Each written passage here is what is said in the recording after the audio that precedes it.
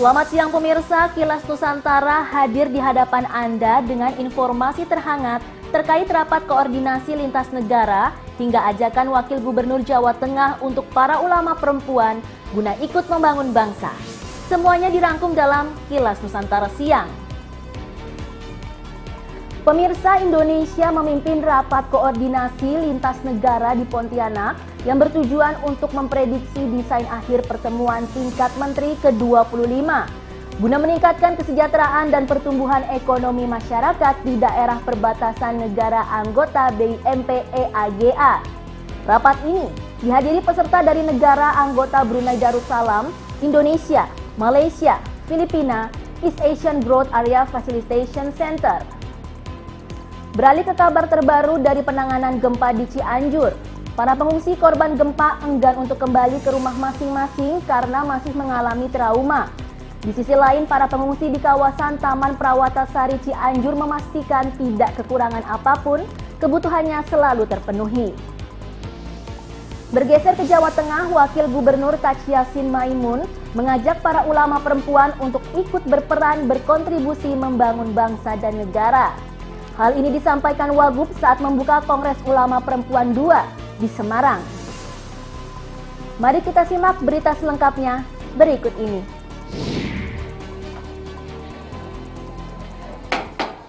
Rapat Sekretariat Nasional yang dihadiri oleh delegasi VIP Brunei Darussalam, Indonesia, Malaysia, Philippines, East Asian Growth Area Facilitation Center dipimpin oleh Asisten Deputi Kerjasama Ekonomi Regional dan Subregional Kemenko Perekonomian di Pontianak, Kalimantan Barat, Rabu 23 November. Selain memastikan kesiapan seluruh substansi rangkaian kegiatan sesuai rencana, koordinasi lintas negara tersebut juga bertujuan untuk memprediksi desain akhir dari hasil pertemuan tingkat Menteri ke-25 yang berlangsung mulai 23 hingga 26 November 2022. Asisten Deputi Kerjasama Ekonomi Regional dan Subregional Kemenko Perekonomian sekaligus Ketua Sekretariat Nasional Indonesia, Neti Muharni, mengatakan selain kerjasama bidang ekonomi, pertemuan 4 Menteri ASEAN Timur tersebut juga akan membahas terkait isu yang saat ini sedang menjadi perhatian global. Kita juga punya kepentingan untuk isu-isu yang saat ini sedang menjadi perhatian global, seperti isu ketahanan pangan, ketahanan energi, isu-isu keuangan juga.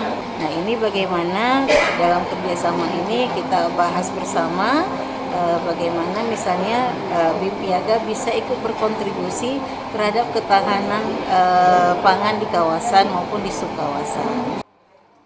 Sebagaimana diketahui, kerjasama Brunei Darussalam, Indonesia, Malaysia, dan Filipina terbentuk saat pertemuan tingkat menteri pertama di kota Davao, Filipina pada 26 Maret 1994. Tujuan utamanya adalah meningkatkan kesejahteraan dan pertumbuhan ekonomi masyarakat di daerah perbatasan negara anggota BIMP-IAGA.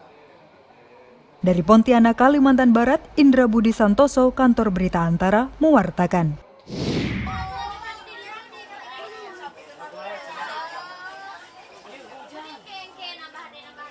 887 korban gempa bumi Cianjur yang berasal dari Kecamatan Cugenang hingga Rabu malam 23 November masih mengungsi di Taman Prawata-Sari. Selain karena rumah mereka rusak parah, para pengungsi mengaku masih trauma dan enggan balik ke rumah karena gempa susulan masih sering terjadi. Selama 3 hari di pengungsian, korban gempa Cianjur ini mengaku tidak pernah merasa kekurangan sebab bantuan terus berdatangan, mulai dari makanan hingga obat-obatan. Pada umumnya, mereka pasrah tidak bisa segera pulang ke rumah masing-masing. Pastilah yang karena kan trauma yang namanya gempa kan kemarin ada informasi lagi harus ada disebutnya tuh lama dulu di sini, jangan dulu sampai ke rumah dulu gitu. Nanti kan suatu saat ada gempa susulan lagi gitu. Makanya saya kan diam dulu di sini. Jadi nggak bisa ngediamin dulu rumah. Saat ini kondisi rumah nggak bisa diisi karena atap rumahnya roboh. Pas tengah-tengah rumahnya aja roboh, tapi pas dinding kamar-kamarnya retak-retak. Terus keramik gimana retak. Pokoknya rumah banyak yang retak, jadi takut untuk dihuninya. Para pengungsi korban gempa Cianjur ini berharap situasi semakin membaik dan mereka dapat kembali ke rumah masing-masing. Selain bantuan selama di pengungsian, mereka juga menunggu bantuan dan kepastian untuk memperbaiki rumah-rumah warga yang rusak. Dari Cianjur, Jawa Barat, Putri Hanifah, Erlangga Bregas, Kantor Berita Antara, mewartakan. Yang luar biasa, semoga Bapak Ibu semuanya.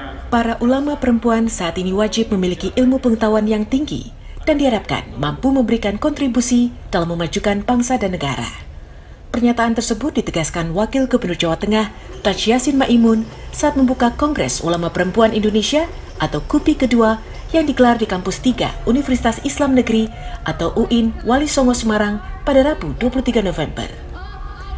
Di hadapan ratusan ulama perempuan dan delegasi dari 31 negara di dunia ini, Taj Yassin berharap dengan kongres ini maka peran ulama perempuan mampu membuka kesetaraan gender, sehingga peran ulama perempuan dalam memajukan negara tetap diperhitungkan. Tak hanya itu, keberadaan ulama perempuan juga diharapkan mampu menangkal ajaran yang berisiko mengarah pada paham radikal.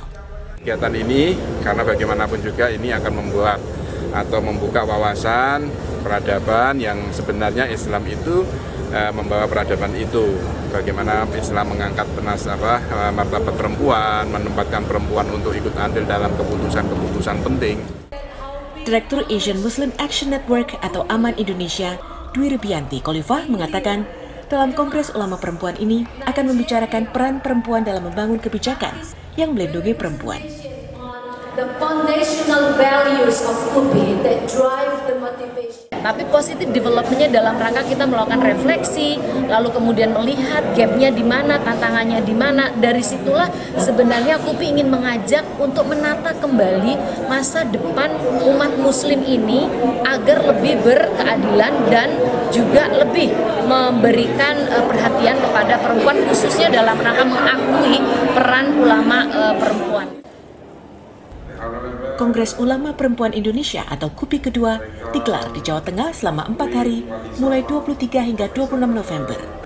Acara yang dibuka di Kota Semarang ini nantinya juga dilaksanakan di Pondok Pesantren Hashim Asy'ari, Jepara pada 24 hingga 26 November 2022. Selain dari Indonesia, gelaran yang diikuti 1.000 lebih peserta ini juga dihadiri perwakilan dari luar negeri seperti dari Burundi, Kanada, Mesir, Hong Kong, Malaysia, Belanda, Turki, dan Amerika Serikat. Dari Semarang, Jawa Tengah, Surya Wicaksono, Kantor Berita Antara, mewartakan.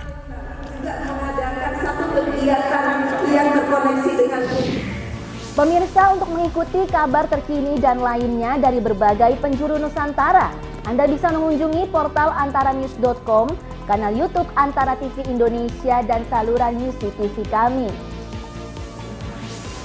Kilas Nusantara akan kembali lagi dengan rangkaian informasi menarik lainnya malam nanti pukul 20 waktu Indonesia Barat. Selamat beraktivitas pemirsa, sampai jumpa.